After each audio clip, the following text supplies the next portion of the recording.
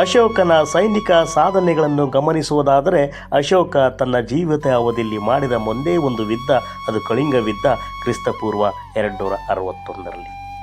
ಕಳಿಂಗದ ರಾಜ ಅಶೋಕನ ಸಾರ್ವಭೌಮತ್ವವನ್ನು ಒಪ್ಪಿಕೊಳ್ಳದಿದ್ದಾಗ ಕಳಿಂಗದ ಮೇಲೆ ಯುದ್ಧ ಘೋಷಣೆಯನ್ನು ಮಾಡಿ ಕಳಿಂಗ ಯುದ್ಧವನ್ನು ಅಶೋಕ ಗೆದ್ದುಕೊಂಡನು. ಆದರೆ ದುಃಖಿತನಾದನು. ಕಾರಣ ರಕ್ತಪಾತ. 1,00,000 ಸೈನಿಕರ ಸಾವು, 1,50,000 ಸೈನಿಕರು ಯುದ್ಧ ಕೈದಿಗಳಾದರು.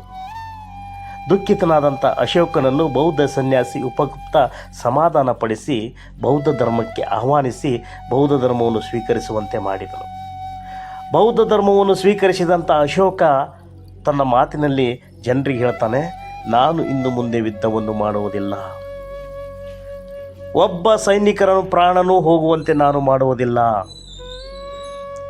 ಯಾವ ಹೆಣ್ಣು ಮಕ್ಕಳ ಸಿಂಧೂರವನ್ನು ನಾನು ಅಳಿಸುವುದಿಲ್ಲ, ನಾನು ಖಡ್ಗವನ್ನು ಬಿಡುತ್ತೇನೆ, ಧರ್ಮದ ವಿಜಯದ ಕಡೆಗೆ ಹೋಗುತ್ತೇನೆ, ಸಮಾಜದ ಒಳಿತಿಗಾಗಿ ನನ್ನನ್ನು ನಾನು ಅರ್ಪಿಸಿಕೊಳ್ಳುತ್ತೇನೆ ಎಂದು ಬೌದ್ಧ ಧರ್ಮಕ್ಕೆ ಸಂಪೂರ್ಣವಾಗಿ ತಲೆಬಾಗಿದನು. ಆನಂತರ ಅಶೋಕ ಧಾರ್ಮಿಕ ಸಾಧನೆಯನ್ನು ಮಾಡ್ತಾನೆ, ಬೌದ್ಧ ಧರ್ಮವನ್ನು ದೊಡ್ಡ ಮಟ್ಟದಲ್ಲಿ ಪ್ರಸಾರ ಮಾಡ್ತಾನೆ. ಅದಕ್ಕೆ ಹಲವಾರು ಕ್ರಮಗಳನ್ನು ಕೈಗೊಳ್ತಾನೆ. ಅದರಲ್ಲಿ ಮೊದಲನೇದ್ದು ಬುದ್ಧನ ಅಷ್ಟಾಂಗ ಮಾರ್ಗವನ್ನು ಪ್ರಚಾರ ಮಾಡ್ದ. ಶ್ರೀಲಂಕಾ, ಬರ್ಮಾ, ಯುರೋಪ್ ರಾಷ್ಟ್ರಗಳಿಗೆ ನಿಯೋಗಗಳನ್ನು ಕಳಿಸಿಕೊಟ್ಟ. ತನ್ನ ಸ್ವಂತ ಮಕ್ಕಳಾದ ಮಹೇಂದ್ರ ಮತ್ತು ಸಂಘಮಿತ್ರೆಯನ್ನು ಶ್ರೀಲಂಕಾಕ್ಕೆ ಕಳಿಸಿಕೊಟ್ಟು ಬೌದ್ಧ ಧರ್ಮವನ್ನು ಪ್ರಸಾರ ಮಾಡ್ದ. 3ನೇ ಮಹಾಬೌದ್ಧ ಸಮ್ಮೇಳನವನ್ನು ಪಾಟಲಿಪುತ್ರದಲ್ಲಿ ಏರ್ಪಡಿಸಿದ.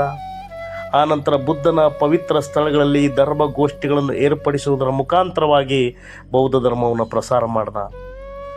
ಹಾಗಾಗಿ ಅಶೋಕ ದಿ ಗ್ರೇಟ್ ಅನಿಸಿಕೊಂಡಿದ್ದಾನೆ.